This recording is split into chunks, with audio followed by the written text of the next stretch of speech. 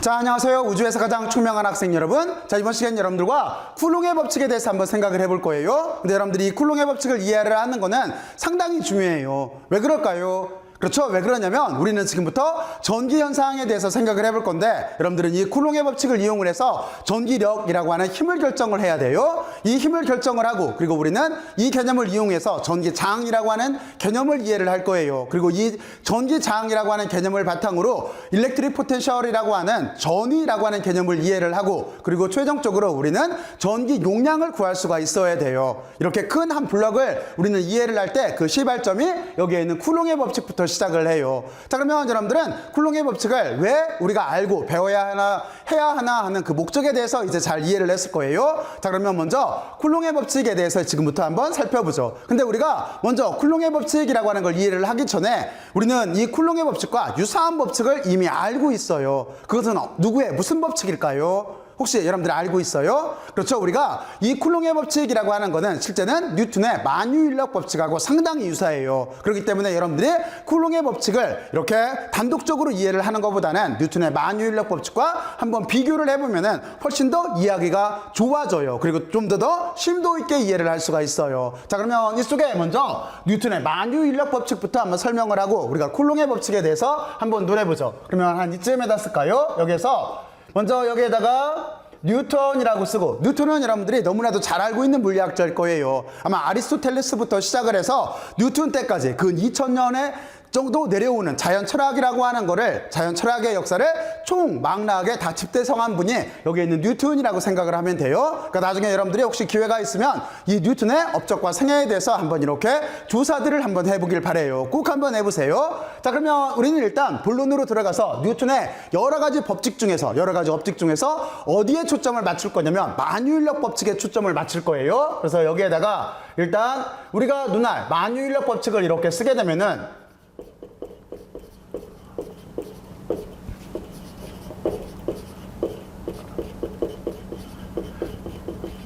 Law of Universal Gravitation이라고 이렇게 쓸게요. 그러니까 만유인력 법칙을 쓰게 되면은 이 만유인력 법칙이 아까 여러분들한테 먼저 설명을 했듯이 저 쿨롱의 법칙을 이해를 하는데 아주 결정적인 역할을 할 수가 있어요. 자, 그러면 이때 시대 배경을 잠깐 알까요? 여러분들이 잘 알고 있겠지만 뉴턴이 이때 대학교를 다니고 있었어요. 대학교를 다니고 있었었는데 지금과 같이 환경이 비슷했어요. 왜냐면 어떤 일이 벌어졌냐면 이 당시에 유럽에 제2차 패스트라고 하는, 다시 말해서 흑사병이라고 하는 게 유행을 해요. 그러면 어떻게 됐겠어요? 그러면 다 일단 학교 같은 걸 문 닫고 고향으로 돌아갈 수밖에 없었겠죠. 이 당시에는. 이때가 언제냐면 17세기예요. 17세기. 그러니까 이때는 무슨 뭐 지금 우리가 수업을 하듯이 어떤 전자문명을 이용해서 수업을 하거나 이런 게 없었기 때문에 대학교 문을 닫고 다 고향으로 돌아갔었어요. 그래서 뉴턴도 여기는 영국 사람이니까 영국의 캠브리지 대학이라고 하는 대학의 트리니티 칼리지라고 하는 데를 다니고 있다가 고향으로 돌아가게 됐어요. 근데 고향으로 돌아가 있는 그 2년 동안 인류 문명을 바꾸는 결정적인 아이디어들을 내요. 그 첫 번째가 지금 우리가 설명할 여기에 있는 만유인력 법칙이에요. 그리고 여러분들이 또 하나 잘 알고 있는 F=ma라고 하는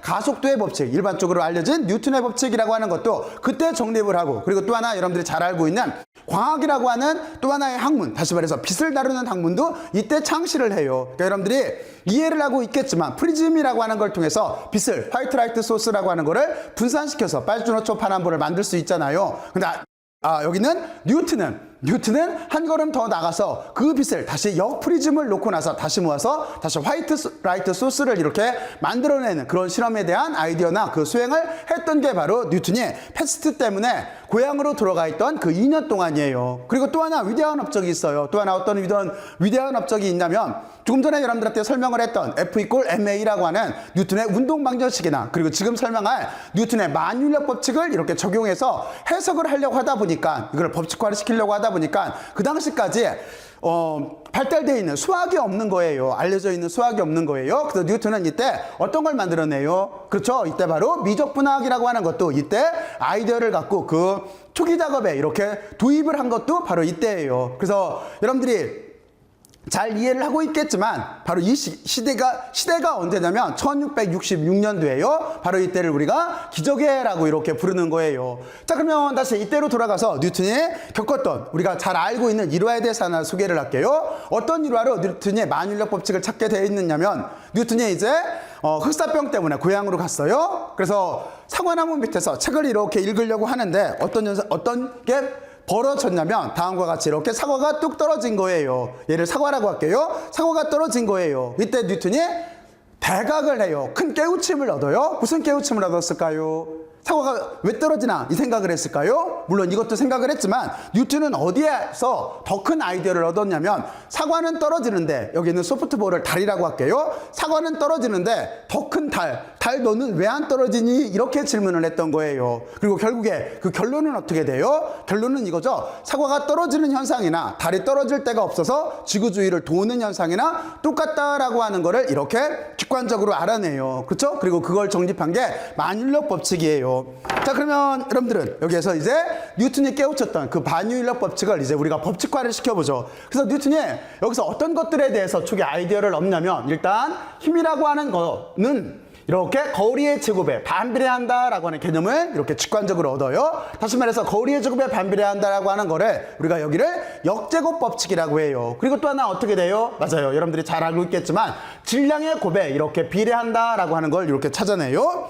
그러면 이 두 가지를 합치면 어떻게 되겠어요? 이 두 가지를 합치게 되면은 우리는 다음과 같이 쓸 수가 있을 거예요. 이제 우리가 구하려고 하는 힘이라고 하는 자체는 비례를 할 거예요. 뭐에 비례를 하냐면 거리의 제곱에 반비례를 하고 그리고 또 하나 질량의 곱에 이렇게 비례를 한다라고 요식을 쓸 수가 있을 거예요.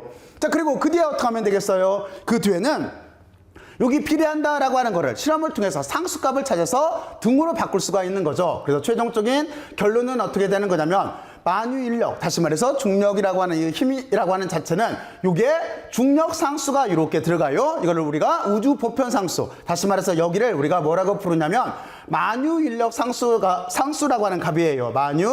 만유인력 상수가 이렇게 들어가고 그러면 이 상수로 인해서 여기는 등으로 바뀌고 그리고 이쪽은 이렇게 거리의 제곱에 반비례를 하고 질량의 곱에 비례하는 식으로 다음과 같이 이렇게 쓸 수가 있어요. 이게 우리가 알고 있는 만유인력 법칙이라고 하는 바로 그 유명한 식이에요. 자, 그러면 여러분들은 여기까지 잘 이해를 했죠? 자, 그리고 나서 우리는 이제 이걸 바탕으로 해서 쿨롱의 법칙을 이해를 해야 되는데 이 쿨롱은 이 만유인력 법칙에서 힌트를 얻어서 작은 세계를 다룰 수 있는 쿨롱의 법칙이라고 하는 걸 이렇게 찾아내요. 근데 여기에 또 한 사람의 실험이 있어요. 그 실험을 이용을 해요. 누구의 실험이냐면 여러분들 혹시 캐벤디시라고 들어봤어요? 어디쯤에다 쓸까요? 요쯤에다 쓸까요? 여기쯤에다. 캐벤디시 실험이 있는데 캐벤디시 실험이라고 하는 거는 여러분들이 혹시 여러분들이 혹시 역학 시간이나 이럴 때 또는 일반 물리 시간이나 이럴 때 비틀림 진자 실험을 해봤어요. 비틀림 진자라고 해서 쇠 줄을 천장에다 이렇게 묶고 그리고 여기는 어떤 탄성력을 가지고 있겠죠. 이걸 비틀었다 놓으면은 얘가 선이 꼬였다 풀렸다 하는 그 현상 본 적 있죠? 이걸 우리가 비틀림 진자라고 불러요. 근데 그거와 아주 유사해요. 그 정체를 약간 개선시킨 거예요. 이걸 뭐라고 부르냐면 이걸 약간 바꿔서 토션 밸런스라고 하는 진자 저울을 만들어요. 그래서 여기다 잠깐 써볼까요? 여기에다가 토션 진자 저울이라고 해요.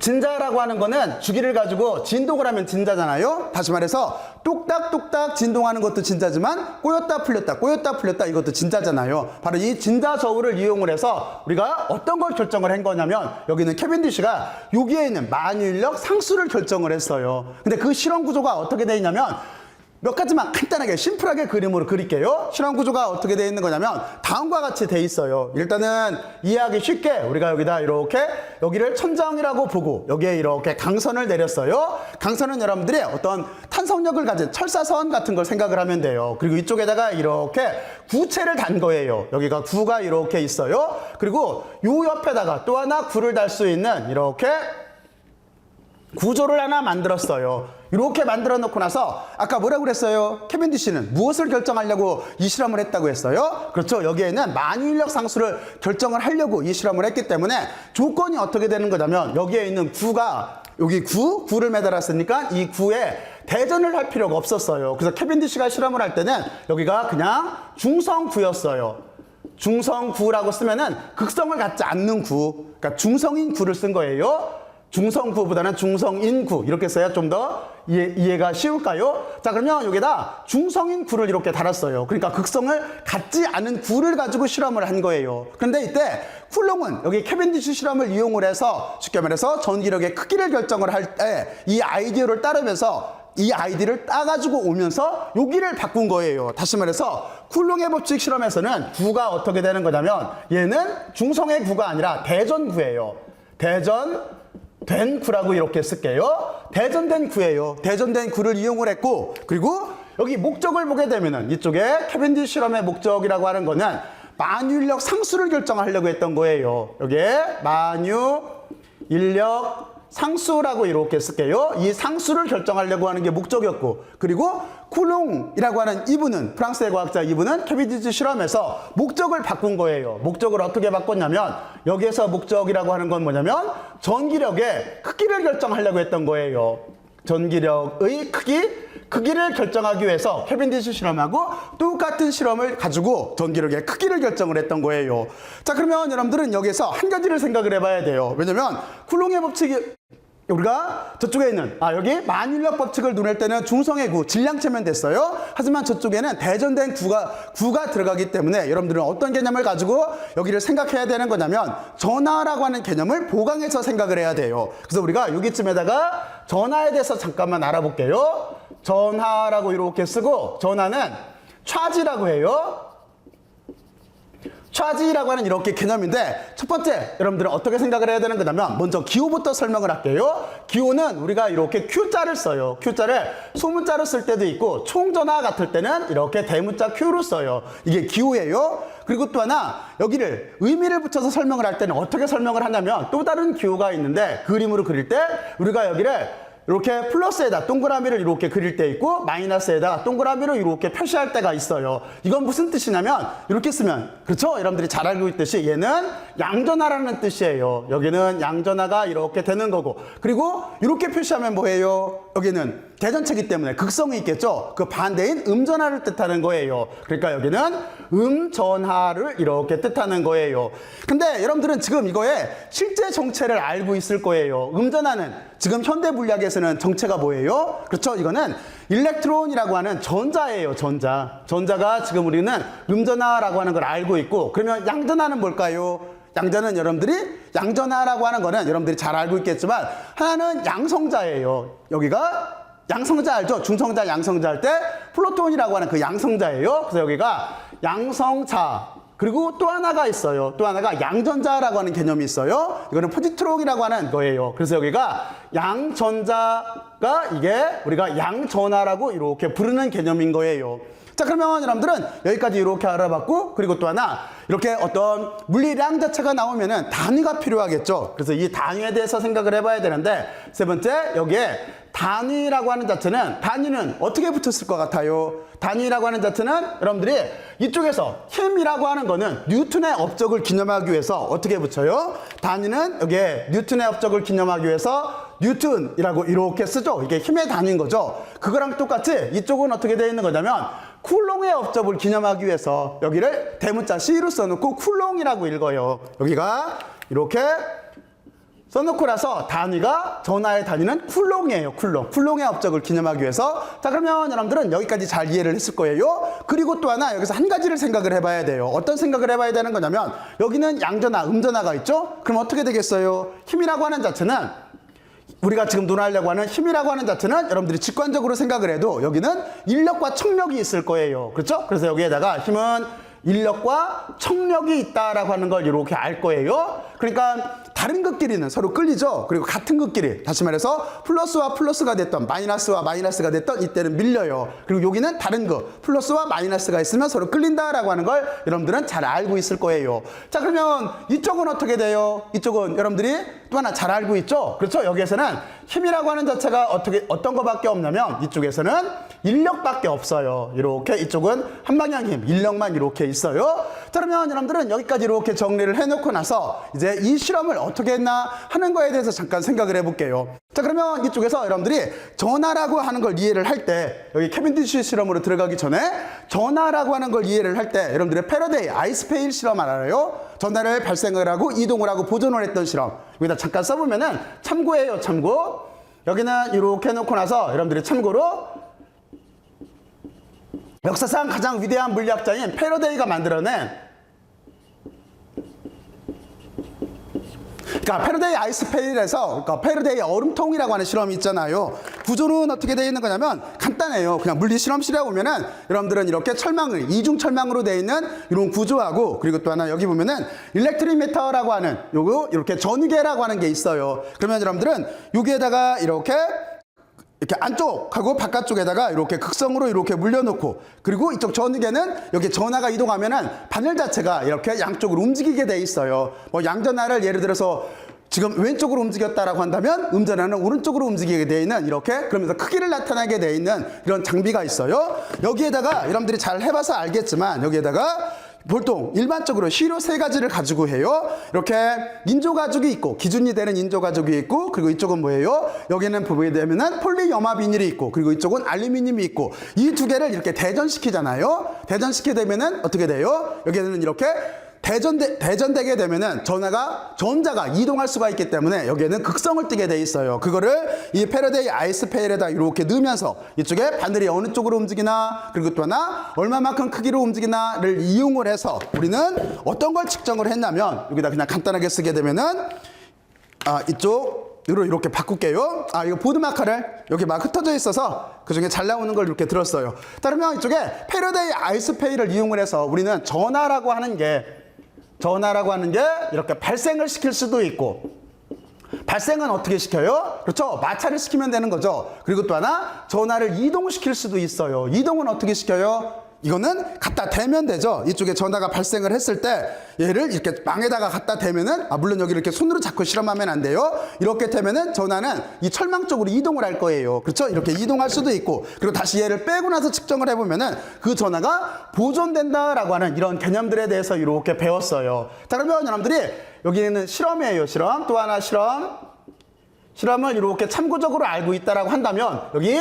캐빈디시 실험을 쿨롱이 했을 때 어떤 방법으로 했나 하는 거를 쉽게 이해를 할 수가 있어요. 그러면 쿨롱은 어떻게 했겠어요? 쿨롱은 이런 굴을 이렇게 준비를 했을 거예요. 여러 개를 준비를 해놓고, 대신 처음에는 대전되어 있지가 않아요. 대전되어 있지 않은 굴을 여러 개를 준비를 해놓고, 그리고 여기다가 한쪽을 대전을 시키는 거예요. 대전을 시킨 다음에 어떻게 하면 되겠어요? 갖다 접촉을 시키면 전하량은 어떻게 되겠어요? 접촉을 시켰다 띄면은 틀림없이 그쪽에는 전하량 자체가 이동을 해가기 때문에, 하지만 다 이동하는 게 아니라 반만 이동을 하겠죠. 그러니까 2분의 1로 이렇게 줄 거예요. 그리고 이놈을 다른 대전구에다 갖다 대면은 어떻게 되겠어요? 이번에는 4분의 1만큼 준 대전구를 만들 수가 있을 거예요. 그거를 다른 구에다 대면 어떻게 되겠어요? 그렇게 되면 다시 16분의 1로 준 대전구를 만들 수가 있을 거예요. 이렇게 대전구를 여러 개를 놓고, 그리고 나서 전하량은 여기서 결정을 하면 되니까, 그리고 거리를 바꿔가면서 바로 여기에 있는 캐빈디시 실험을 이용을 해서 똑같이 이쪽에 있는 힘과 거리 사이의 관계, 그리고 힘과 저쪽에서는 질량이 아니라 전하량 사이의 관계가 어떻게 되나 하는 걸 찾아봤던 거예요. 그랬더니 결론이 어떻게 나왔냐면 이렇게 나왔어요.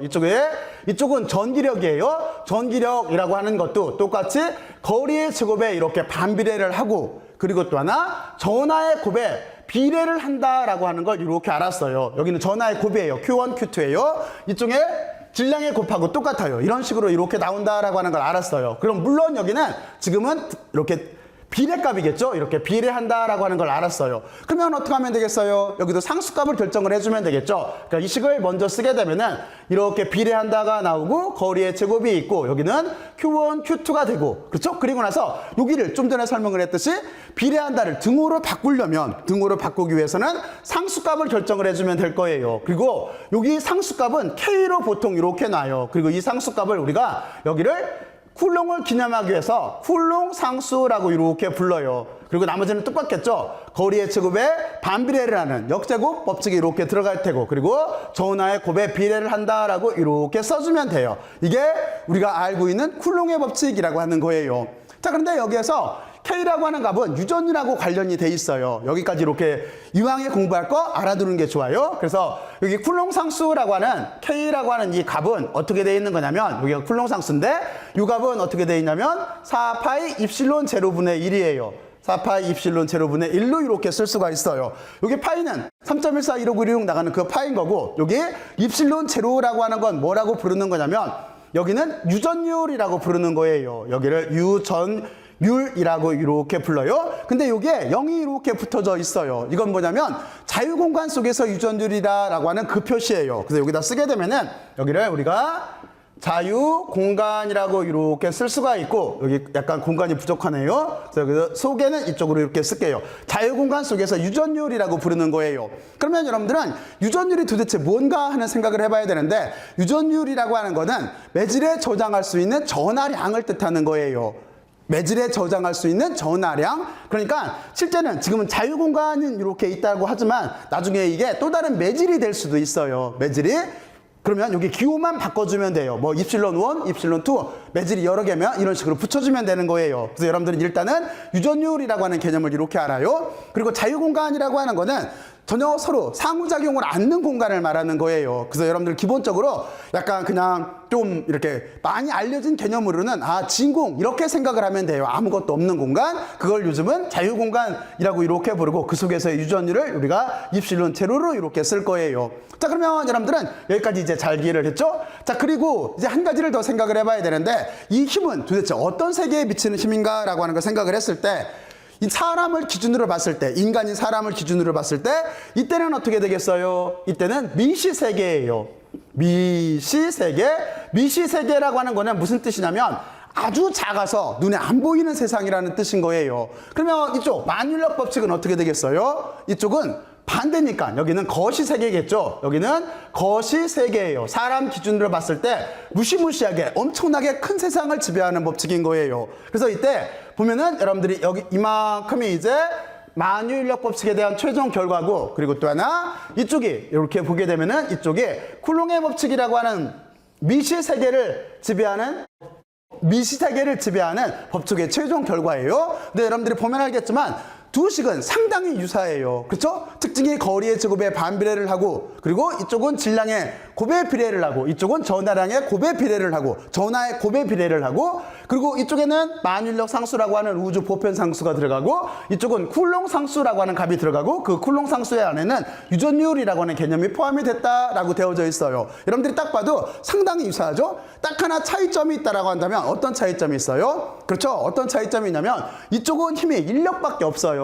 청력이 어디 갔나 없어졌어요. 그렇죠? 그리고 이쪽은 우리가 여기는 전하가 양전하, 음해전하가 있기 때문에 이쪽은 어디다 썼죠? 여기 있네. 이쪽은 이렇게 인력과 청력이 이렇게 존재하는 힘인 거예요. 자, 그러면 여러분들은 여기까지 잘 이해를 했을 거라고 생각을 하고 이제 여기에서 여러분들이 전하에 대해서 약간 이해를 하고 넘어가야 돼요. 어떤 거를 약간 이해를 하고 넘어가야 되는 거냐면 어디에다 쓸까? 여기서 보면은 그냥 전하가 여기 있으니까 여기다 쓸까요? 그러면 실제는 이 전하라고 하는 개념은 양자화가 돼 있어요. 그래서 여기 제목을 전하의 양자화라고 이렇게 쓸게요. 이게 퀀텀 메카닉스라고 들어봤죠? 양자역학 할 때 그 양자예요. 양자화라고 이렇게 쓰고 이 개념은 어떤 거냐면 전하라고 하는 자체는 기본 전하가 있다라고 하는 뜻이에요. 먼저 일단 그러면 여러분들은 먼저 기본 전하가 있고 그거의 정수배로밖에 존재를 못한다라고 하는 개념인데 먼저 기본 전하부터 한번 알아볼게요. 자, 그러면 첫 번째 여기에 기본 전하는 기호를 뭐를 쓸 거냐면 여기가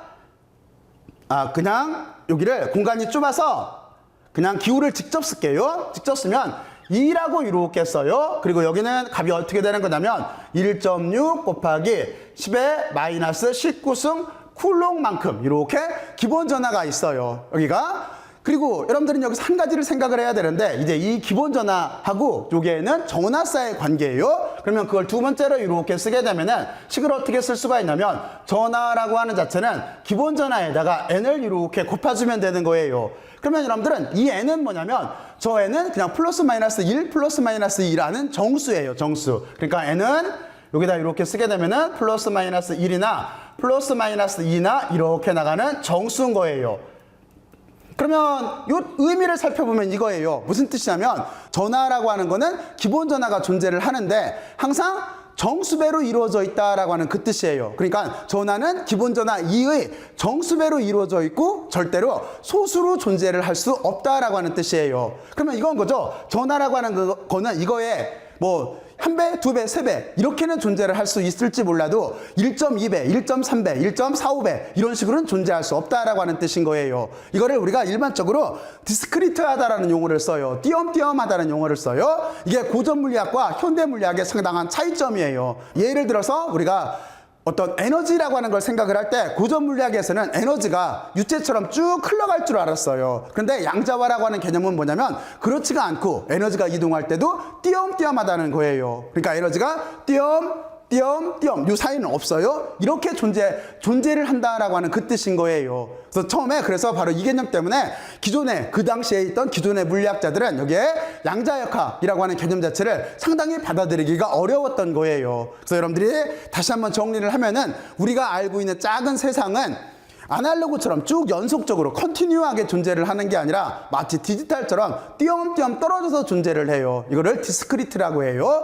자, 그러면 하여튼 여러분들은 이렇게 해서 전하가 양자화되어 있다라고 하는 이 개념까지 이렇게 해서 전체를 이렇게 마무리를 했어요. 자, 그리고 여기서 한 가지를 더 생각을 해야 되는데 지금도 물리학자들이 여기 쿨롱의 법칙이나 만율력 법칙에서 이 거리의 제곱이라고 하는 이 텀이 정말로 거리의 제곱인가 하는 거를 실험적으로 찾고 있어요. 실험적으로 찾고 있는데 그런데 이것도 여러분들이 여기를 보게 되면 여기 제곱이라고 하는 게 지금 현대 기술로 측정을 해봐도 여기가 10의 16승분의 1만큼 정확해요. 여기가 그러니까 정확하게 찾아봐야 되는 거잖아요. 물리학이라고 하는 건 엄밀과학인 거잖아요. 그래서 이때 당시에 실험했던 거를 지금도 계속 현대과학에서도 계속 정밀하게 측정하는 그런 실험들이 많이 진행되고 있어요. 여기도 거리의 제곱에 정말로 비례하는지를 측정을 하고 있고 이쪽에서 만율력 상수값이 지금 우리가 알고 있는 값하고 같은지를 계속 측정을 하고 있고 또 여러분들이 잘 알고 있듯이 우주가 도대체 빅뱅을 한 후에 지금까지 몇 년이 지났나 하는 것도 계속 정확하게 측정하려고 노력을 하고 있어요.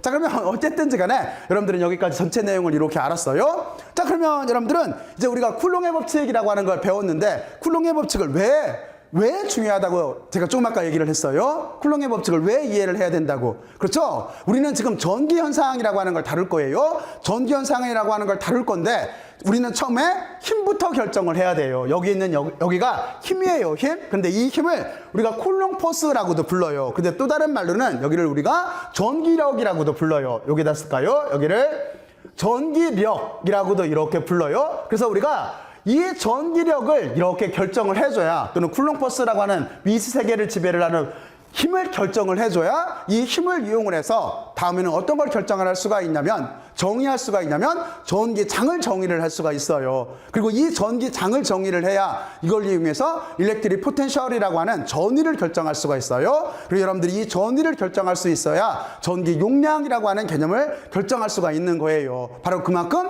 우리가 지금 전기 문제를 이해를 할 때 바로 그래서 여기에는 힘을 결정을 하는 게 상당히 중요해요. 자, 그리고 여러분들은 이쪽을 이해를 하면은 나중에 여러분들이 이제 자기장 쪽으로 넘어갔을 때도 자기력이나 자기장도 쉽게 이해를 할 수가 있어요. 그러니까 이왕 할 때 여기를 잘 이해를 해놓길 바래요. 자, 그러면 이제 심화학습을 하나 해야 되는데 심화학습은 여러분들이 어떤 생각을 해봐야 될까요? 여기서 좋은 심화학습 문제가 이렇게 생각할 수도 있어요. 어떤 거냐면 이쪽에 우리는 미시 세계를 지배하는 전기력이라고 하는 걸 이해를 했고 이쪽에서 거시 세계를 지배하는 여기에는 만유인력이라고 하는 걸 이해를 했어요. 이제 그걸 두 개를 법칙화를 시켰어요. 자, 그러면 이 두 개 힘의 크기의 비는 어떻게 될까요? 비율은 여러분들 생각에 여기에 보면은 작은 쇠구슬이 있어요. 쇠구슬은 틀림없이 지구 전체가 당기기 때문에 얘는 아래쪽으로 떨어져요. 또는 제가 위로 띄워도 저는 지구 전체가 당기기 때문에 아래쪽으로 떨어져요. 자, 그러면 여러분들이 먼저 이 쇠구슬을 당기는 지구 크기를 머릿속으로 상상을 해봐요. 지구 반지름은 대략 6,400km 정도 돼요. 그러니까 여러분들은 그걸 지름으로 바꾸고 그리고 그따만한 구를 한번 생각을 해봐요. 그만한 크기의 구를 그만큼 큰 구가 여기에 있는 쇠구슬을 자기 질량 중심 쪽으로 당기고 있어서 얘가 떨어지는 거예요. 자, 그리고 또 하나 여러분들이 자석을 한번 생각을 해봐요. 자석 머릿속으로 생각을 했어요. 자, 그러면 이 쇠구슬을 당길 때 지구 전체가 당기는 중력이 클까요? 아니면은 자석이 클까요? 해보면 되겠죠? 아주 간단해요. 자, 그러면 지금부터 볼까요? 여기에 이렇게 자석이 있어요. 예, 자석이에요. 하지만 저는 조금만 자석을 이용을 할 거예요. 더 조그만 자석. 자, 그러면 여기에 조그만 자석이 있어요. 틀림없이 이 쇠구슬은 제가 손으로 놓게 되면은 여기 받침대가 없다면 밑으로 뚝 떨어질 거예요. 지금 제가 손으로 받치고 있어서 아래쪽으로 떨어지지가 않을 거예요. 뭐 때문에?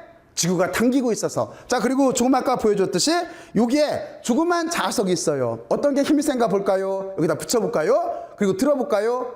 이렇게 되면 어떻게 돼요? 지구 전체가 이 쇠구슬을 당기는 것보다 이 조그만 자석이 당기는 힘이 더 세네요. 그렇잖아요? 여러분들은 지금 실험적으로 중요한 사실을 알았어요. 지구 전체가 당기는 힘보다 작은 자석이 당기는 힘이 더 세다라는 걸 알았어요. 자, 그러면 이렇게 실험을 했으면 그 뒤에는 어떻게 해야 될까요? 맞아요. 그 비율을 계산을 해봐야 돼요. 자, 그러면 여기다 한번 써볼까요? 요쯤에다, 어디쯤에다 쓸까? 요쯤에다가 심화학습이라고 이렇게 쓸까요? 심화학습은 어떤 거냐면 여러분들이 저 크기의 비율을 한번 결정들을 한번 해봐요. 다시 말해서 뭐냐면 힘의 크기, 어떤 힘이냐면 이렇게 놓고 나서 여기는 이렇게 하면 되겠죠. 전기력과, 그리고 얘 전기력이에요. 구별하기 위해서 이자를 붙일게요. 그리고 여기는 중력이에요. 만율력이에요. 이렇게 구별해서 쓸게요. 그러니까 이 비율이 도대체 얼만큼 되나 하는 거를 여러분들이 한번 계산을 이렇게 한번 해보세요. 이렇게 한번 해보세요. 여기 꼭 한번 해보세요. 그러니까 조금 아까 보여줬듯이 지구 전체가 당기는 것보다 요만한 자석이 당기는 힘이 더 세잖아요. 그렇잖아요? 그러면 틀림없이 자석이 지구 중력이 당기는 만율력보다 엄청나게 셀 거예요. 그 비율이 도대체 얼마큼 되나 하는 걸 여러분들은 계산을 해보면 돼요. 자, 그러면 이제 정리를 할까요? 여러분들은 어떤 걸 깨우쳐야 되냐면 여러분들은 만율력과 비교를 해서 쿨롱의 법칙을 이해를 한 거예요. 그러면서 우리는 만율력 법칙에서 만율력 상수를 결정을 하려고 했던 캐빈디시의 여기 보면은 진자저울이라고 하는 방법을 쿨롱이 생각했던 대로 추적을 해봤어요. 그렇죠? 이렇게 간단한 실험 구조를 그리고 나서 추적을 했어요. 이 추적을 하면서 우리는 이쪽에 대전구를 썼기 때문에 대전구에 들어갈 전하라고 하는 걸 알아봤어요. 전하에는 양전하, 그리고 또 양해전하, 그리고 또 음해전하가 있어요. 자, 그래서 전하에 대해서 이렇게 눈했고, 그리고 그 실험을 이용을 해서, 그렇죠? 다음과 같이 이렇게 똑같이 만율력 법칙과 같이 거리의 제곱에 반비례하고, 여기도 거리의 제곱에 반비례하고, 이쪽은 질량의 곱에 비례를 하고, 이쪽은 전하의 곱에 비례를 하고, 그리고 이쪽에 만율력 상수가 있고 이쪽에 쿨롱 상수가 있는 바로 이렇게 두 가지 법칙에 대해서 생각을 해봤어요. 자, 그리고 이제 여러분들은 여기에 대해서 제가 조금 아까 질문을 했듯이 두 힘의 크기를 한번 눈해보면 되는 거예요. 자, 그러면 여러분들은 여기까지 열심히 들어서 맞고 수고들 많이 했어요. 수고들 했어요.